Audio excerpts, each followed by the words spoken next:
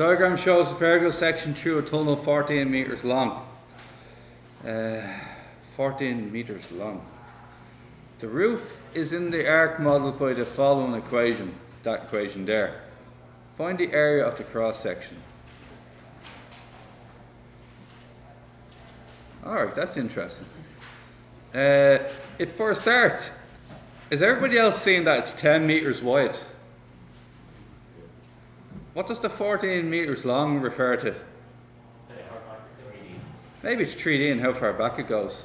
Either way, it has nothing to do with the shaded area, does it? No.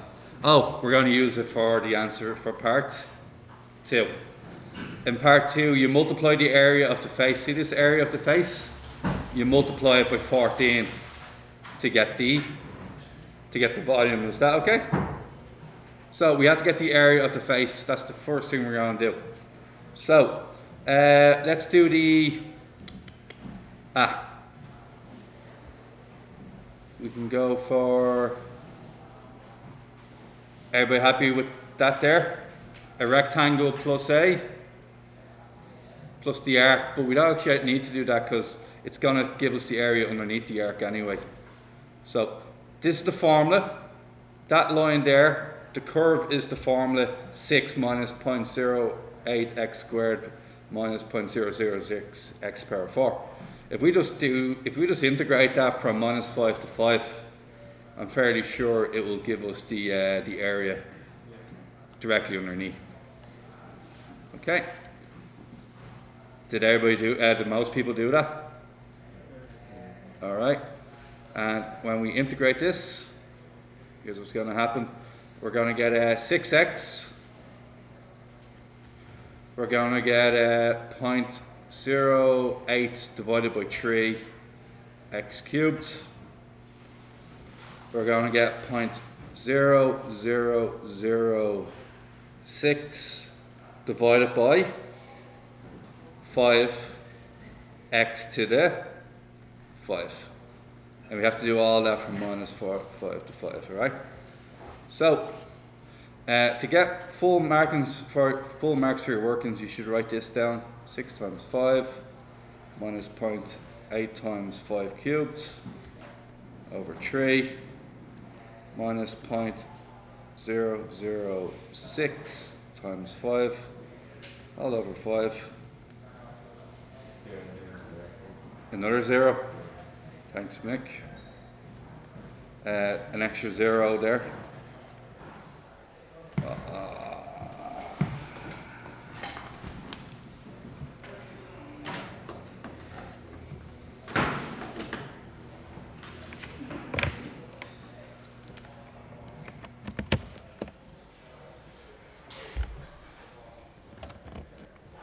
We're back in business. 0.006 power of 5 to power of 5. I'll take away the exact same thing except it's a minus 5 instead of a plus 5. Now, the absolute effort in entering that twice. So what can I do? Make my life a bit easier. Yeah, I'm going to go for the table function, and I'll just go for shift table function. I find this easier. I don't know about you guys. I find it a lot easier than putting in all the brackets and doing it a couple of times. X to the power of 3. Oh wait, that wasn't smart. Let's go again. And then what else? I forgot the 3, didn't I? On the bottom. Divided by 3. And what's after that then? Make sure you count your zeros. 1, 2, 3, 6. Divided by 5. And then put an x to the power 5 on top. Okay. I'm going to start at minus 5. End of 5. So then we get minus 26.29 for minus 5. And for plus 5, 26.29 as well. Interesting.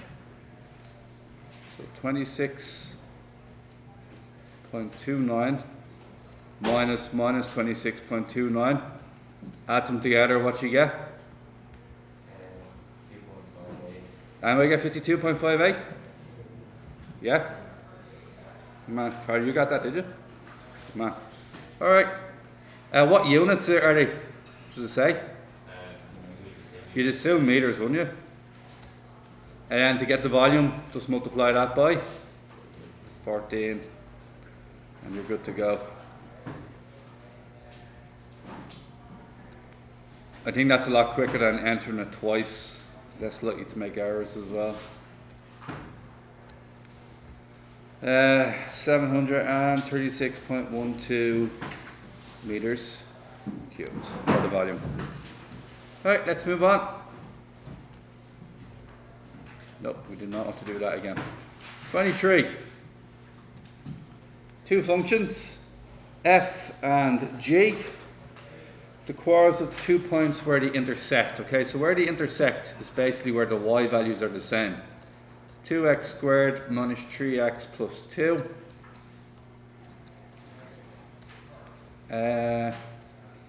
Charlie, why do I predict one positive answer and one negative answer? Because one is on one side of the y-axis and one on the other side. And I predict the minus answer will be much closer to the y-axis than the positive answer. So if I get an answer that matches that description, I'm pretty certain I'm right. So let's see if that's what happens. X squared minus 4x, and then, oh beautiful, minus 5, yeah, it's exactly what we hoped for. It's going to be x minus 5, x plus 1 equals 0, x equals 5, and x equals minus 1. Exactly what we're thinking. Have I got full marks? Why not? You have to get the y value. Which function should I choose for the y value? Which function? Does it matter? Why doesn't it matter? It's points of intersection, which means those points are actually on both. They're on both graphs. So either equation will give me the same answer, alright? So I'll just choose x squared plus x plus 7.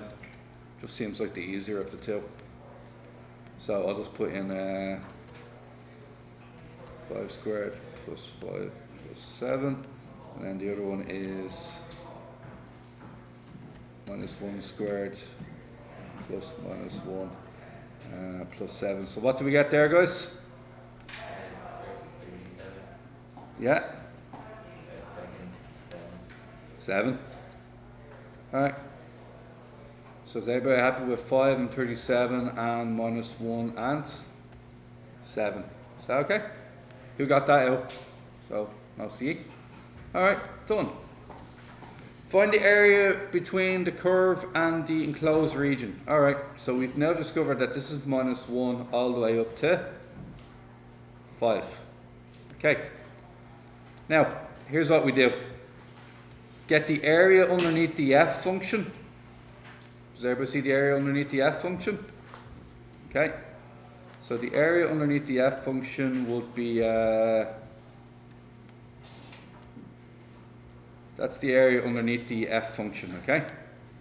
It's the yellow part. And then the area underneath the g function would be all of this. And then, I was hoping the colours would change, they didn't. So the area underneath the g function would be the blue area, but we're basically going to get the blue area, take away the yellow area, and that should leave over the remaining blue area on top. And that's what we're looking for. Is that alright? So the area underneath the f function, sorry, the area underneath the g function, take away the area underneath the f function. Okay, guys. So now, okay, how many minutes is that in? 9:55. Okay. Alright, guys. So what we're going to do next is this 5 to minus 1, is that right? And then what we're going to integrate? The g function first. Are both functions, are the areas both positive? Will there be any negative areas in here? Yay or nay? Why? They're both above the x-axis, so there's no negatives to take into consideration, okay? So, right, fortunately there is a wee bit of writing in here, so let's get to it. Okay, first one is x cubed over 3 x squared over 2 plus 7x from 5 to minus 1, and then take away whatever this is, so which is x to the power 3, 2 over 3 x to the power 3 minus 3 over 2 x squared plus 2x 5 to minus 1. Okay, now remember, just get both answers separately and take them away from each other. So work on the green part on its own, the red part on its own, and then just take them away from each other at the ends. Don't want you doing any mistakes with double negatives or anything like that, so just treat them as separate entities until you have a proper answer, and then take them away from each other.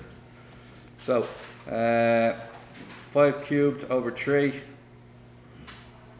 so I have an idea.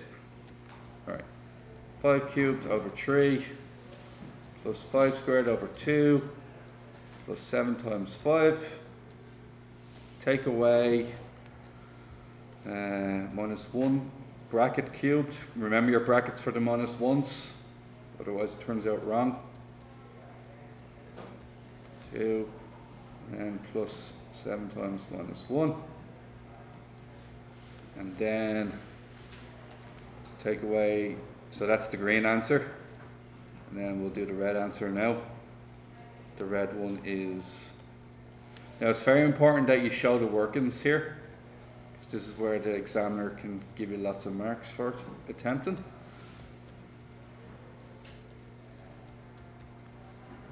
And it is a trick, there's no doubt about that.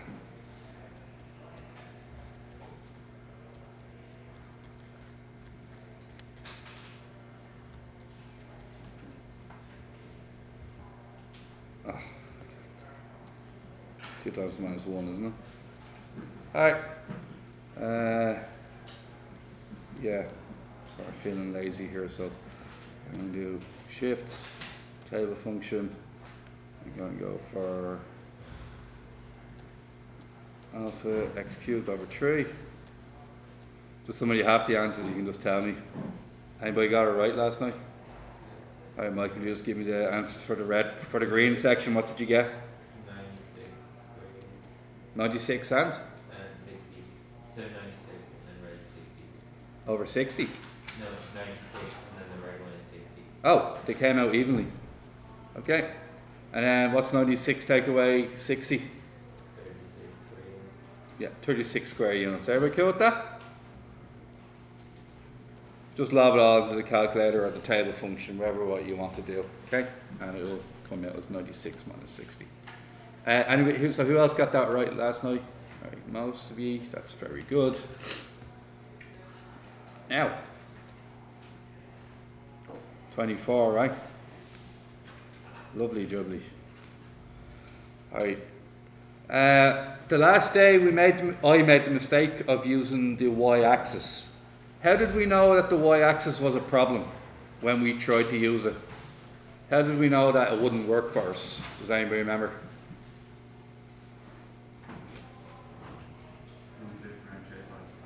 I ended up having to differentiate a log, which is not on our course.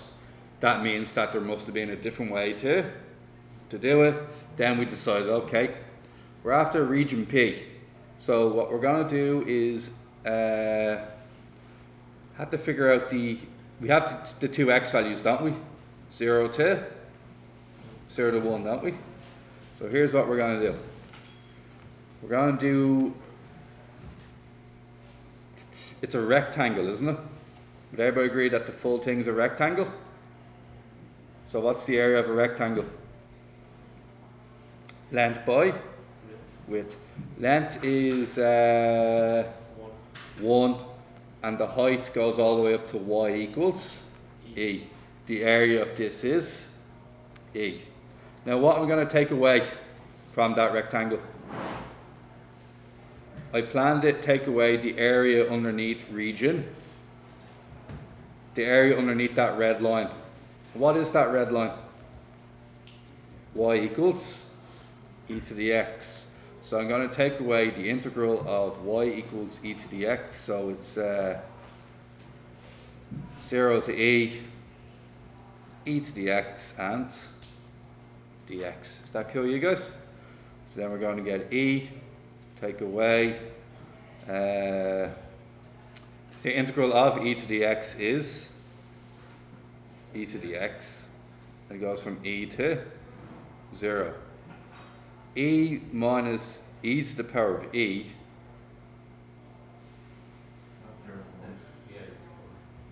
Oh, damn it. Sorry guys, I put in the y limits instead of the x limits. I've never done an e to the power of e before, so I knew something was up. Minus e to the power of 0. The e's cancelled, aren't they? And what are you going to be left with?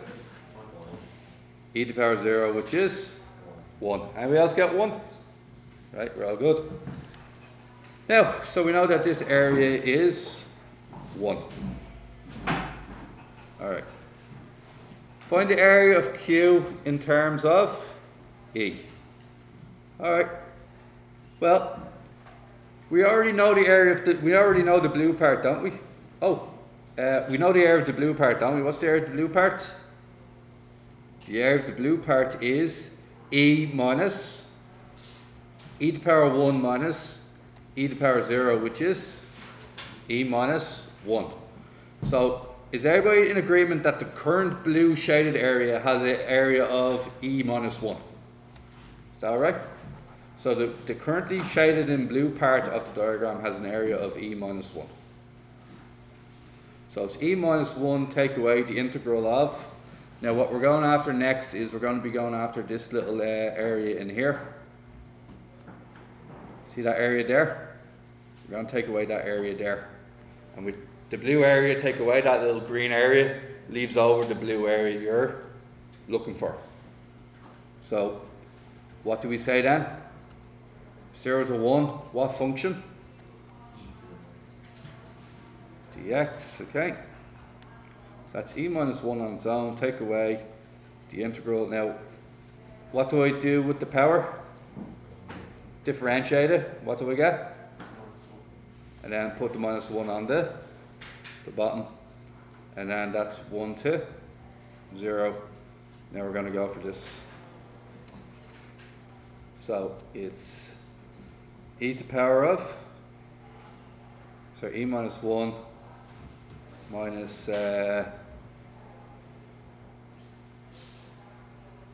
e to the minus 1 all over minus 1 minus e to the power minus 0, which is just 0 all over minus 1. Alright, gotta be careful with this. It's e minus 1. What's this part then? Minus 1 over e. E to the power of 0 is just 1. Minus times minus plus 1. Now we're going to have e minus 1 over e minus 2. That's technically an answer, isn't it? Is that in terms of e? Is that in terms of e? It is, isn't it? Is that the answer that's in the back of the book?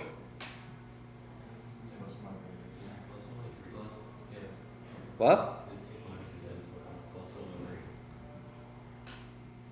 So what to say? Oh, plus 1 over e. Is that the answer in the back of the book? They didn't rearrange into quadratic divided by something? No. Alright, good. Alright, let's stop there.